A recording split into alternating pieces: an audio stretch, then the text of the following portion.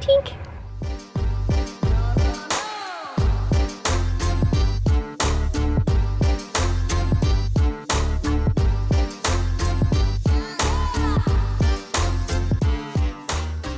Hey guys, what's up and welcome back to my channel, and welcome to all of my tips and tricks to save money on your van build.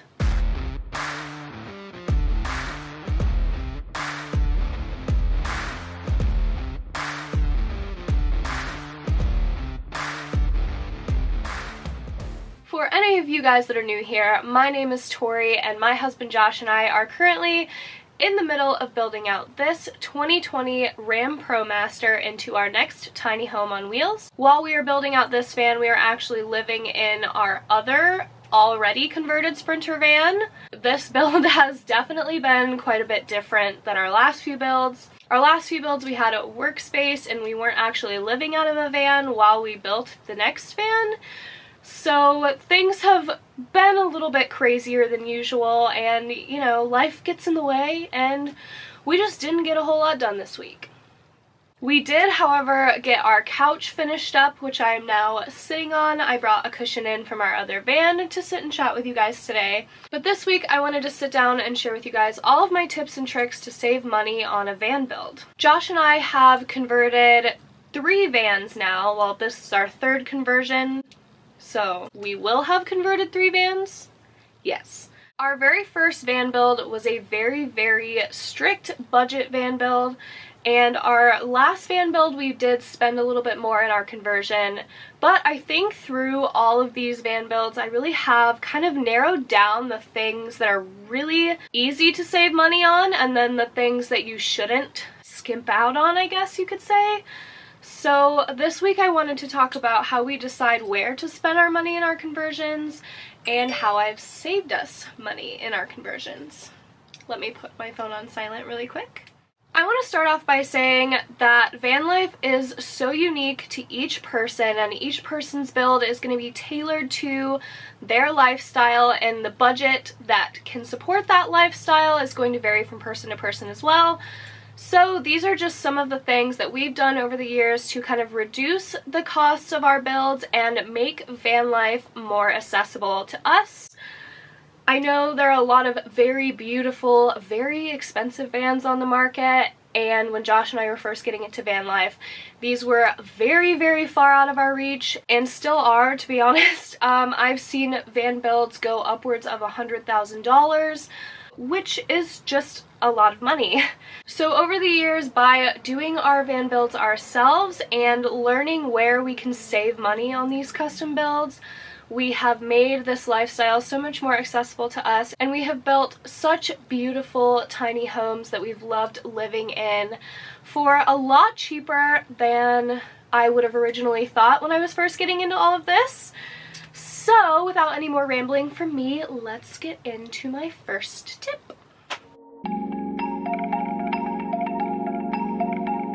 I think the easiest place to save money when you're building a van is by thrifting your materials. Thrifting can definitely be a process, so I do recommend starting to look for certain items a little bit earlier on, because you're not going to have the entire selection. You might not find exactly what you're looking for day one, so be patient with it. It can be pretty fun, and it's so rewarding when you snag the perfect thrift find for only a few dollars. The very first week we had the van, I stopped at Goodwill just to look around, and I found a rug that I really loved. Now, generally I don't recommend purchasing decor items that early on in a build.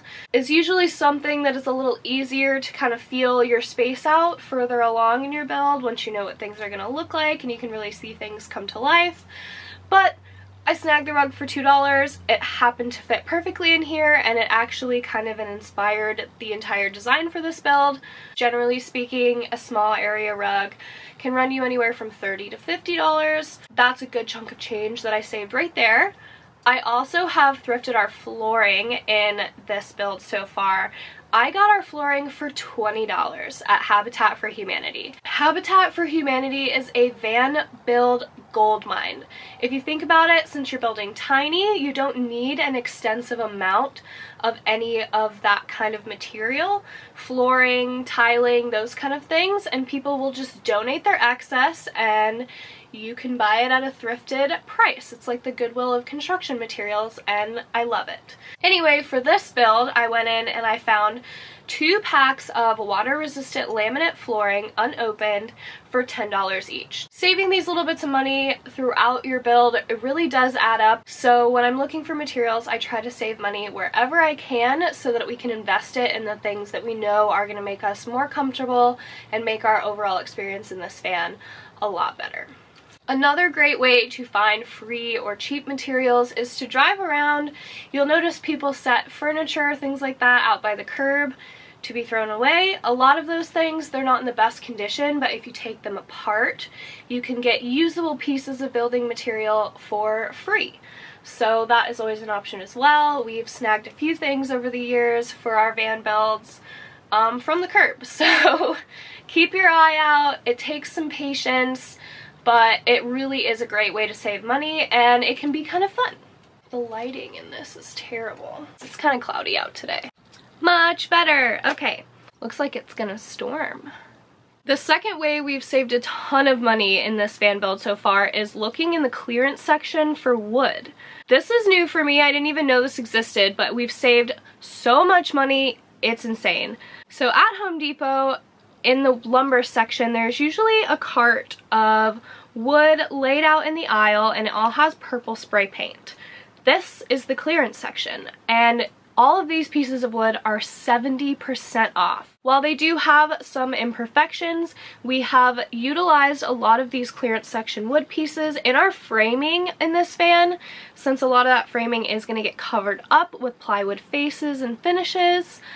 It really doesn't matter, and it has saved us a huge chunk of change, especially with the lumber prices recently. Anytime we're near a Home Depot, we'll just stop in and give the clearance section a peek, and we've managed to frame out almost our entire build with clearance section wood. I wish that we would have known about this in our previous builds, but I just wanted to share the love and share the savings with you guys. So if you have any home improvement projects that require lumber, I definitely recommend checking out the clearance section.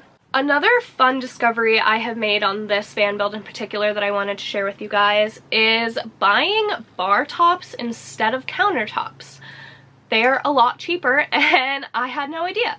As you guys know, we've been doing most of this build in the Home Depot parking lot, so on one of our trips inside, I just kind of decided to wander around. So while I was wandering around the store, I found some butcher block bar tops that were in a separate area of the store than the countertops that I would usually go to look at. The bar tops were already stained and finished. It was a live edge, which was a huge plus for me. That was a really big funder. And the bar top was on clearance for $48. $48. I got our countertops for $48, and I'm so excited. So the difference between a bar top and a regular countertop is the width, which actually ended up being perfect for us. The bar top is a little bit more narrow, but our kitchen in our layout that we're going with is quite small, and it fit in here perfectly. I knew that I wanted butcher block again. We have butcher block in our last build, and I absolutely loved it. The countertops in our current build ran us $250 raw. We also had to buy oils, stains, finishes, those kind of things. We're just gonna say $250, give or take. So I saved $200 by getting a bar top counter instead of a countertop counter. Granted, this was a great sale item that I managed to find, so I'm not sure if the savings by going with a bar top are always going to be that substantial, but just keep your eye out and try and think outside of the box a little bit. Using different materials than the traditional materials can save you a ton of money in your build and give you the same effect when you're finished. It does sound like it might be starting to rain, so apologies for the audio. This is very classic Ohio. This next one isn't the most fun, but it can save you a ton of money and get you on the road for a much lower budget. What can you live without? The dreaded question, everybody moving into a van has to ask themselves way too many times. 60 to 70 square feet is very small, and cramming all of the things that you need to live in here can be a challenge. Because most of the appliances incorporated when building a van are van or RV specific, they are considered niche items and usually have a substantially higher price tag. This is where we found most of our budget for our builds gets allocated, is in these specialty appliances. Our solution over the years of building vans to kind of cut the cost down is to forego some of these luxury items. While this can make living in a van very slightly less comfortable, I don't know, it depends on who you are and what you think you can live without. For us personally, we have chosen to not include a toilet in most of our builds, and this is solely because the composting toilets for vans run a little over $1,000, and we just have found that we're able to get by without one.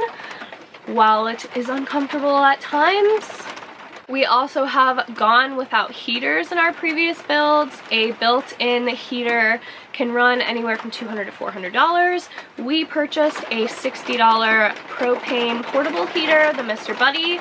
That saved us a couple $100s there. Things like that, cutting a few corners. While it can make the experience very slightly less comfortable, we are very outdoorsy people.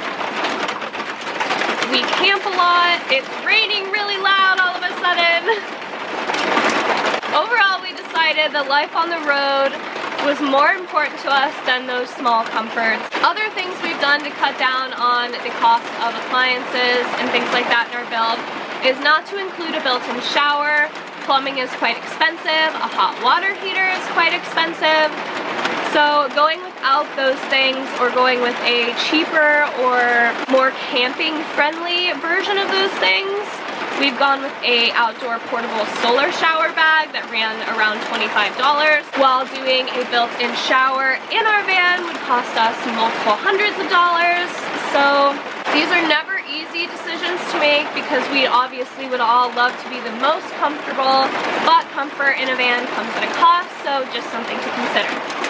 So as some of you may know, DOMETIC is a brand that creates van, boat, RV appliances that are super energy efficient and are absolutely wonderful to run off of solar, great for vans, absolutely amazing company. They make great products, but you get what you pay for, and their products can be quite expensive in the fridge department.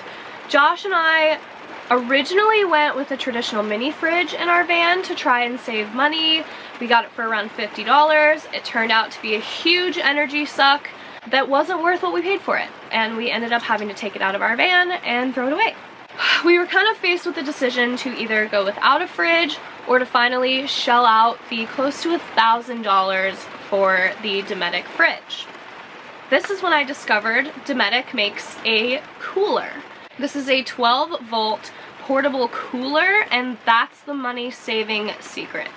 So since this is technically a cooler and not a fridge, $500 instead of the $1,000 to $1,200 price tag that comes on the DOMETIC fridge. We use this product full-time in our other van as a fridge, and we absolutely love it, and it saved us so much money that we will be going with it again in this build. I will put a link to the specific fridge that we purchased in the description box below. This is a super great product because not only is it portable, you can plug this into a cigarette lighter in your car. This is great for road trips, van life, all sorts of things. A wonderful product, and we've had a super great experience with it so far. And we couldn't be happier with the amount of money that it saved us.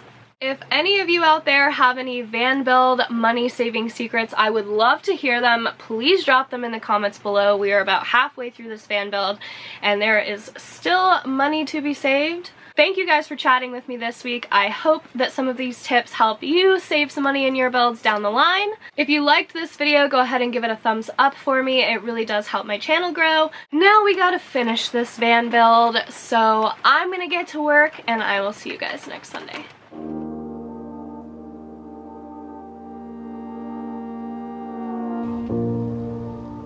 I'm really sorry about the lighting today. we don't have lights in here yet, so I wish that